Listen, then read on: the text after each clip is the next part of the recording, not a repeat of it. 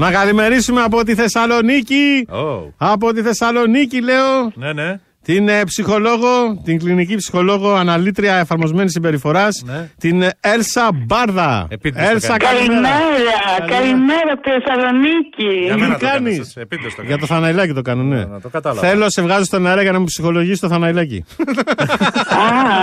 Τι κάνετε, πώς είναι η Θεσσαλονίκη? Τι καιρό έχετε εκεί πάνω?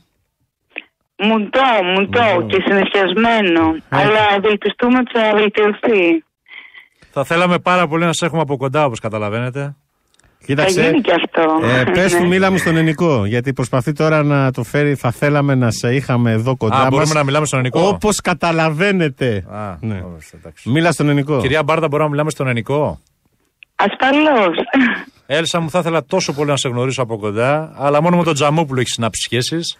Αλλά τέλος πάντων. Γιατί ο Τσαμόπουλος ενδιαφέρθηκε? Ναι, μπράβο, αγόρι. Δεν κατάλαβα. Σε παραδέχομαι. Εσύ γιατί? Με εσένα γιατί να συνάψεις σχέσεις? Ενδιαφέρθηκες? Την πήρες ένα τηλέφωνο την κοπέλα? Όχι.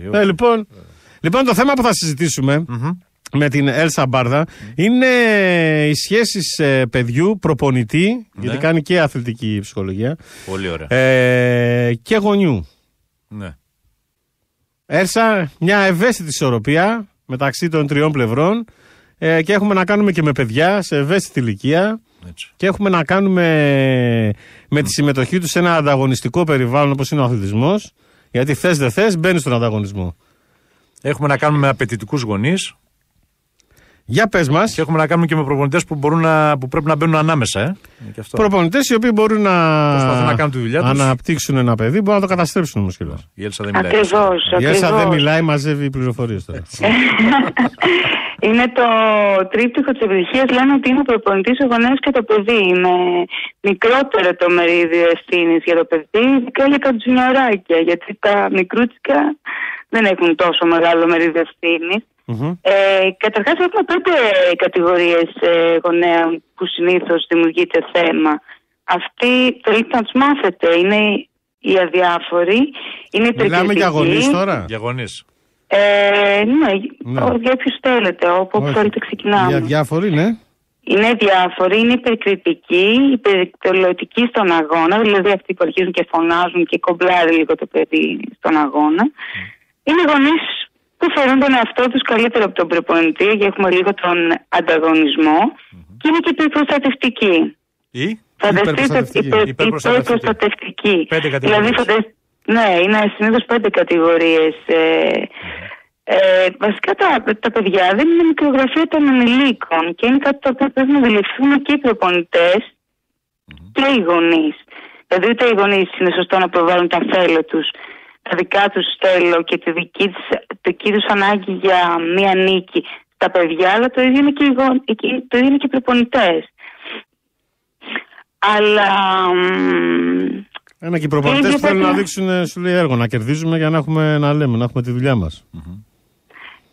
Ναι, και ουσιαστικά τα παιδιά τι χρειάζονται? Χρειάζονται ασφάλεια, τρυφερότητα, αναγνώριση και το βασικότερο, να διαχειρίζονται την ήττα και την απογοήτευση. Και σε αυτό έχουν ευθύνη και οι γονείς και οι προπονητές.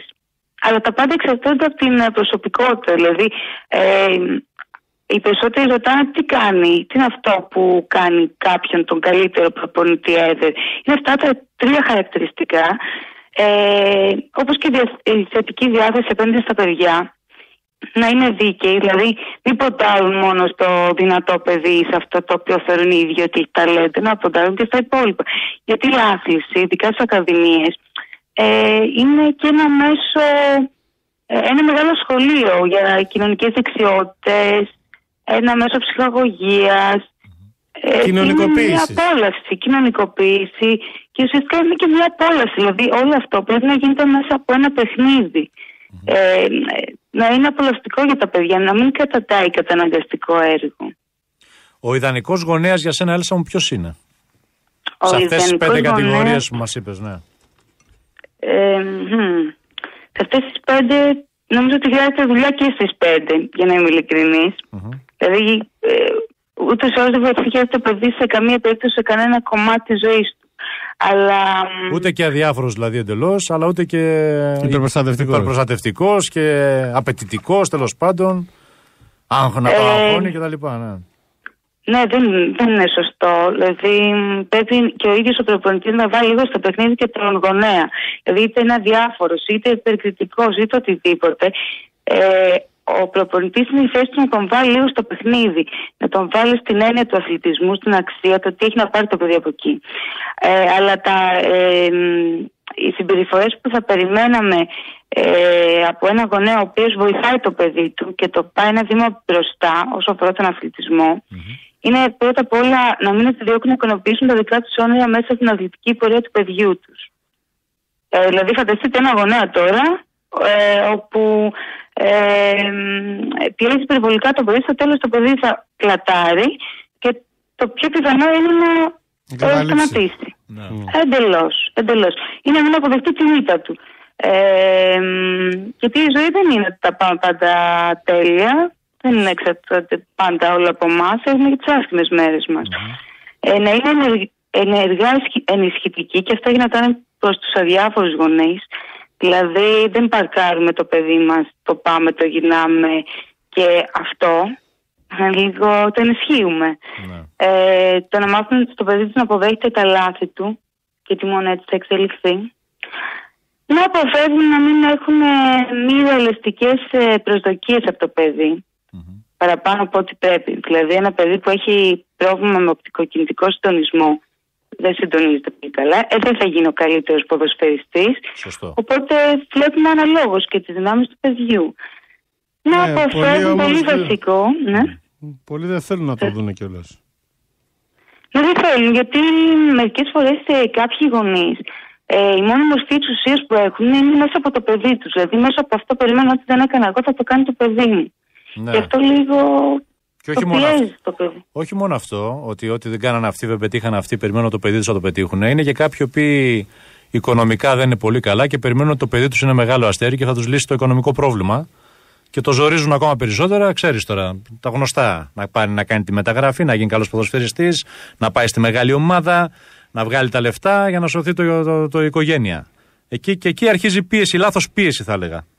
Ακριβώς, λάθος πίεση, και οδηγείται σε συναισθηματικό μπλοκάρισμα. Ένα άλλο πολύ βασικό, το οποίο έχω ακούσει και από προπονητές, είναι ότι οι γονείς δεν πρέπει να σχολιάζουν αρνητικά το προπονητή τους, του παιδιού τους. Δηλαδή, ακόμα και τους συναθλητές του, ακόμα και τους αντιπάλους του. Δηλαδή, πολλές φορές μπαίνουν λίγο στο παιχνίδι γονείς, όχι όλοι φυσικά, του να πούνε αυτό φταίει, δεν σε έβαλε στη σωστή θέση, και δημιουργείται λίγο ένα μίσο που το παιδί πρέπει να διαλέξει. Και ο προπονητής για το παιδί είναι και κάτι σαν πρότυπο, είναι προπονητής ζωής. Οπότε ο γονέας πρέπει να αναγνωρίσει ότι ο προπονητής ό,τι κάνει, το κάνει, εφόσον είναι και καλός ο προπονητής, έτσι, το κάνει για το καλό του παιδιού τους. Αλλά και αφετέρου οι προπονητές πρέπει να αναγνωρίσουν ότι και ο γονιός ο καημένος, ο έρημος ο γονιός, αγωνία, ο γονιός εμπιστεύεται το παιδί του εκεί, οπότε πρέπει να ξέρει ότι το παιδί του είναι καλά. Και είναι φυσιολογικό να έχει και κάποιες προσδοκίες. Πρέπει να βρούμε τη χρυσή τομή δηλαδή. Πρέπει να βρούμε τη χρυσή τομή. Είναι δύσκολο πάντως, Έλσα, είναι δύσκολο. Είναι δύσκολο, αλλά το θέμα είναι τι προβλήματα δημιουργούνται στο παιδί. Καλός ο προπονητής, καλοί γονείς, το παιδί είναι που την πληρώνει στο τέλος. Έτσι. Ναι, φανταστείτε δηλαδή ότι ο προπονητής και ο γονέας είναι σαν ένα ζευγάρι που καυγαδίζει. Τι αντίκτυπο έχει για το παιδί αυτό. Ναι, και εγώ το σκέφτομαι κι αλλιώς. Σκέψου ένα παιδί το οποίο έχει το σχολείο, τις υποχρεώσεις, τα φροντιστήριά του και έχει επιλέξει τον αθλητισμό το Σαββατοκύριακο, δεν σου λέω τις καθημερινές, αλλά το Σαββατοκύριακο, να πάει να ξεσκάσει, να κοινωνικοποιηθεί, να πάει με τους φίλους, να ζήσει αυτήν την αγωνία του αθλητισμού και του γίνεται το Σαββατοκύριακο εφιαλτικό σε σχέση με αυτά που τραβάει όλη τη βδομάδα. Αντί να ξεδώσει δηλαδή, πάει και εκεί και μπλοκάρει. Έτσι ακριβώς. Δεν έχει νόημα. Δεν έχει νόημα. Αν δεν αγαπάς κάτι, δεν δίνεις και το 100%. Δηλαδή και πρωταθλητισμό να θέλουν οι γονείς να κάνει το παιδί τους, εάν δεν το αφήσουν να το θέλει αυτό, δηλαδή πραγματικά αν δεν αγαπήσει αυτό που κάνει, δεν πρόκειται να πετύχει το στόχο του. Έτσι. Δηλαδή η στοχοπροσήλωση έρχεται λίγο και σε πράγματα που αγαπάμε. Δηλαδή δύσκολα βάζουμε ψηλούς στόχους κάπου σε κάτι το οποίο δεν το αγαπάμε, γιατί στα δεύτερα-τρίτα εμπόδια θα πούμε φτάνει. Δηλαδή δεν είναι τόσο πολλές ψυχικές αντοχές. Μάλιστα. Έλσα, Μπάρδα, να σε ευχαριστήσουμε πάρα πολύ. Κοίτα πώς πέρασε η ώρα. Νεράκι πέρασε η ώρα. Όποτε κατέβεις Αθήνα, σε περιμένουμε. Ασφαλώς, τα χαρώ. Πώς μπορεί να σε βρει κάποιος? Μπορεί να μπει στη σελίδα μου, στην περιφορά στο μικροσκόπιο. Ωραία. Λοιπόν, εμείς σε περιμένουμε και Αθήνα. Να είσαι καλά, ευχαριστούμε πάρα πολύ. Και θα τα ξαναπούμε. Έλσα, καλημέρα. Καλημέρα και στη Θεσσαλονίκη. Φιλιά πολλά. Γεια, ευχαριστούμε.